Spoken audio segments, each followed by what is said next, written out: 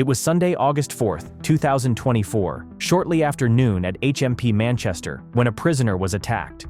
This wasn't just any inmate, but an individual whose identity had once held significant influence in Salford's criminal circles. The Kingpin, who had relocated to Spain, constructed an empire using encrypted communication devices, and managed his organization from a coastal high-rise apartment. Months prior, investigators were closing in on a separate criminal web, a county lines network extending from Liverpool's back streets to the peaceful lanes of Congleton. They designated it the Scouse-Jeff Line. 3 individuals would soon be exposed, their operation dismantled in a single precision enforcement action by police, followed by a motorway interception that began as nothing significant.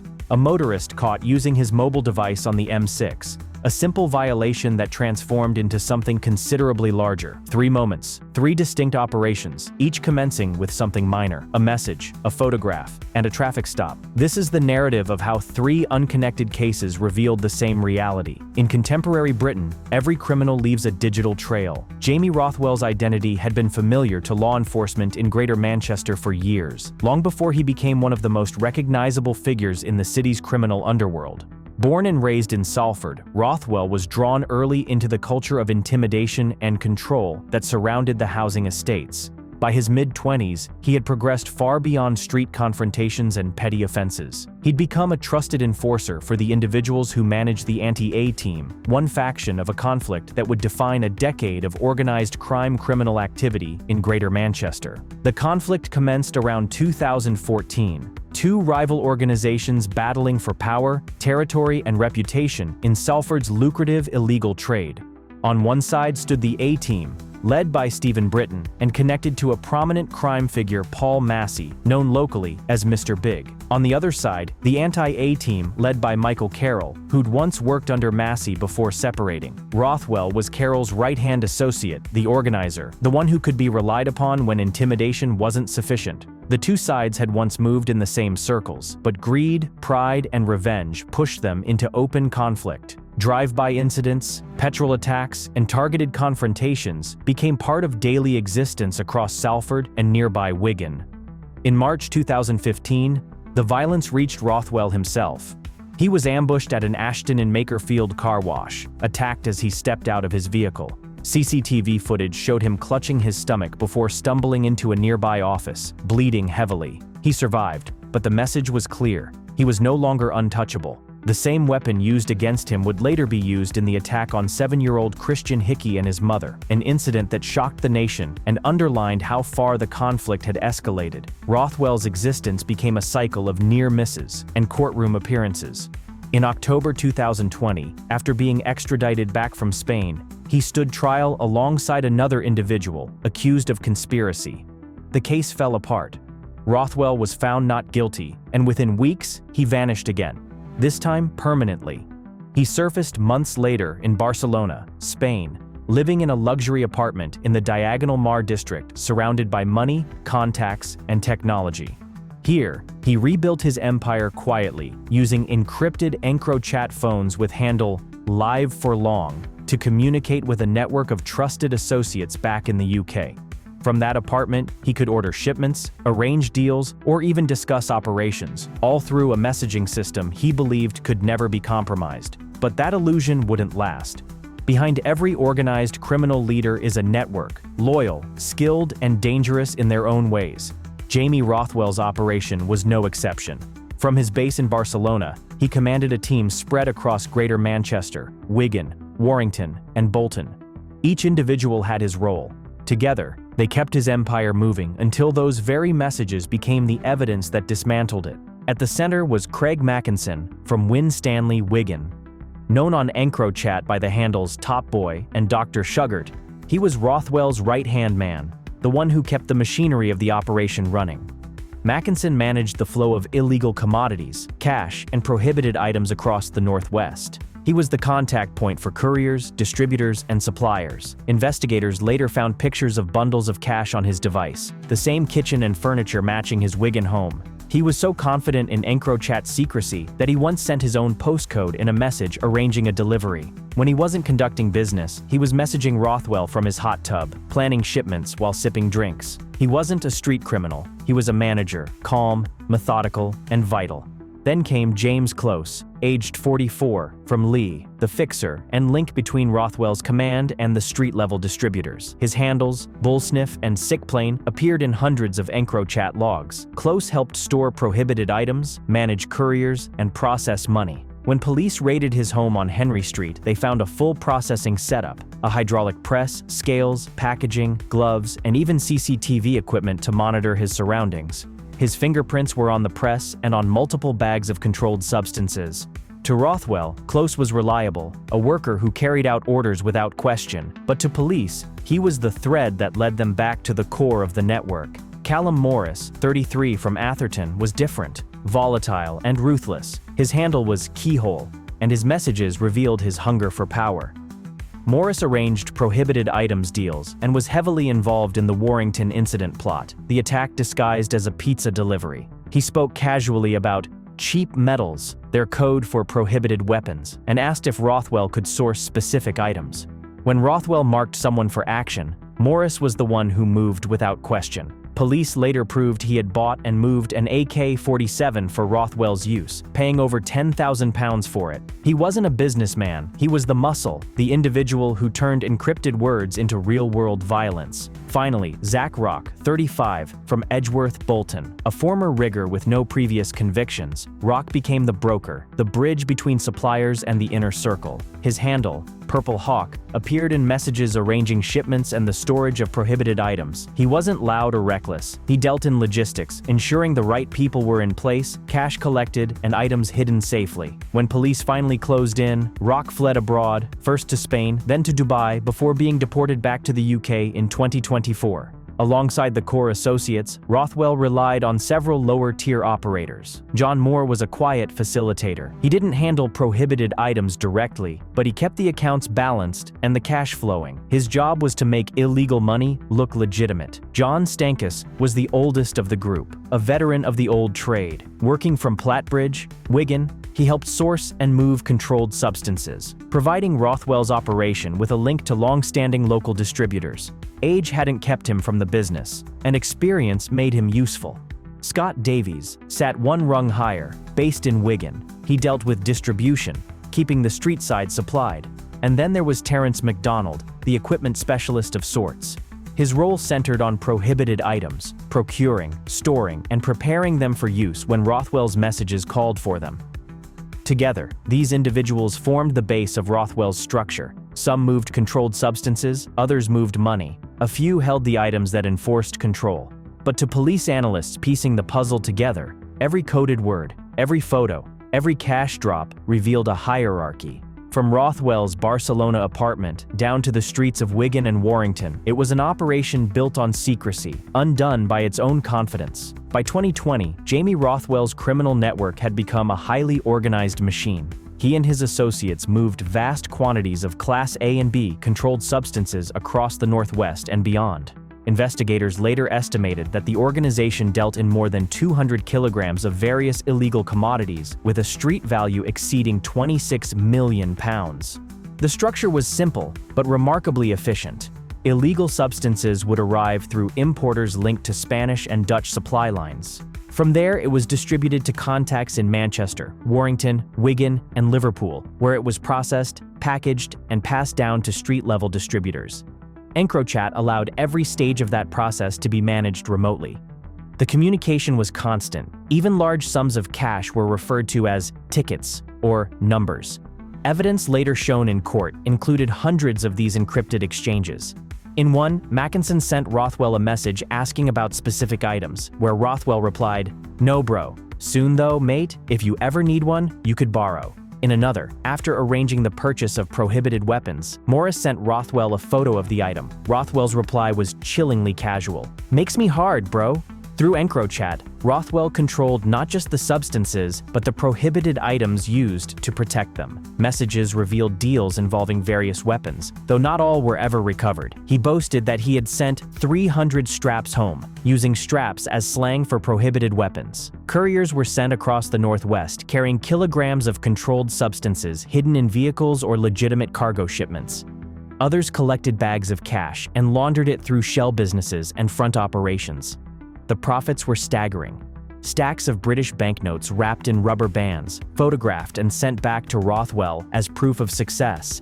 Police would later describe the operation as being run on an industrial scale. Rothwell's empire looked structured, orders flowing down in code, but it ran on fear, greed, and blind faith in encryption. That belief, of course, would become the first crack in everything. By early 2020, police across Europe were reading the underworld's secrets in real time. Among the thousands of encrypted handles suddenly exposed in Operation Venetic, one name kept reappearing: Live for Long. Messages traced to that account showed someone giving instructions linked directly to contacts in Greater Manchester and Cheshire. Analysts at the National Crime Agency began piecing together a profile. It was not a single message that did the work. It was a holiday photograph sent from an apartment high above the Mediterranean. Analysts compared the image against satellite imagery and street-level mapping tools and found a match. The skyline, a distinctive stretch of coastline, a cluster of apartment blocks pointed to the Diagonal Mar district of Barcelona. That small verification transformed suspicion into location. The National Crime Agency shared the find with Spanish partners. Surveillance teams were mounted. Teams of officers watched entryways and recorded comings and goings. Undercover work followed. An officer posed as a prospective tenant, checking the building layout and confirming the flat's occupancy while tactical units planned the response. Across the UK, detectives used EncroChat data alongside routine policing, CCTV, vehicle tracking, and financial checks to map the network. Where NCA handled international intelligence, local forces gathered evidence, and Spanish police carried out the arrest. For investigators, it was confirmation that the encrypted world they had been watching was in fact a gateway to criminal activity, and that the long, patient technical work of Operation Venetic could be translated into arrests. The photo that began as a casual snapshot had become a map, and the map led straight to the heart of a criminal enterprise. In April 2020, while living in Spain, Jamie Rothwell ordered a revenge action against members of the rival Cullen criminal group. He wanted Liam Byrne Jr. and his father targeted, both close to Leon Cullen, the man Rothwell blamed for past attempts against his own safety. Messages recovered from EncroChat showed Rothwell receiving photos of the Byrnes' homes and satellite images from a mapping application. He told an associate, "I'm going to do all them soon." 2 days later, the plan was in motion. An individual posing as a pizza delivery driver knocked on the door of a house on Poplar Avenue, Warrington. When David Burns, Liam Byrne Jr.'s stepfather, answered, 3 shots were fired, one passing through the door and hitting him in the leg. He survived, but the attack left him with life-changing injuries. Police later proved that Rothwell had coordinated the incident remotely from Spain through EncroChat, with Callum Morris, Lewis Fitzpatrick, and Aaron Bretherton handling the work on the ground. The trio had traveled to Warrington together. Fitzpatrick obtained the weapon, Bretherton was the shooter, and Morris drove the getaway car. The attack became one of the most significant pieces of evidence in Operation Venetic, demonstrating how encrypted communications were being used to coordinate serious criminal acts across international borders. In May 2020, just after dawn, a convoy of Spanish National Police vehicles rolled quietly into Sant Adrià de Besòs, a district northeast of Barcelona. Inside one of the top-floor apartments, detectives believed the man, Jamie Rothwell, was asleep. Moments later, a flash of steel and splintering wood broke the morning stillness. Elite officers from Spain's GEO tactical unit stormed the flat. The footage, later released by the National Crime Agency, showed the end of Rothwell's run. Shirtless and startled, he was handcuffed on a sofa as officers swept through the apartment. Rothwell reportedly asked one of the officers, half smiling, "Big celebration?" He still didn't know that the EncroChat network had been compromised. As he was led away, operations unfolded simultaneously back in the UK. Armed units from Greater Manchester Police, Cheshire's Serious and Organised Crime Unit, and the Northwest Regional Organised Crime Unit carried out coordinated raids across Wigan, Atherton, Lee, and Bolton. The goal was simple: remove the entire command chain before word of Rothwell's arrest spread. Within hours, Craig Mackinson, James Close, Callum Morris, Zach Rock, and several others were in custody. Raids on their homes and safe houses revealed the physical evidence that matched their EncroChat conversations. Investigators seized over 20 kilograms of controlled substances, £4 million in cash, weapons including assault rifles, pistols, and shotguns. Each one was a node in the criminal web. Within a single morning, his empire had been dismantled. After months of legal negotiation and international coordination, Jamie Rothwell was extradited back to the United Kingdom in March 2021. He was placed under high-security conditions, transferred first to HMP Wakefield, the notorious facility.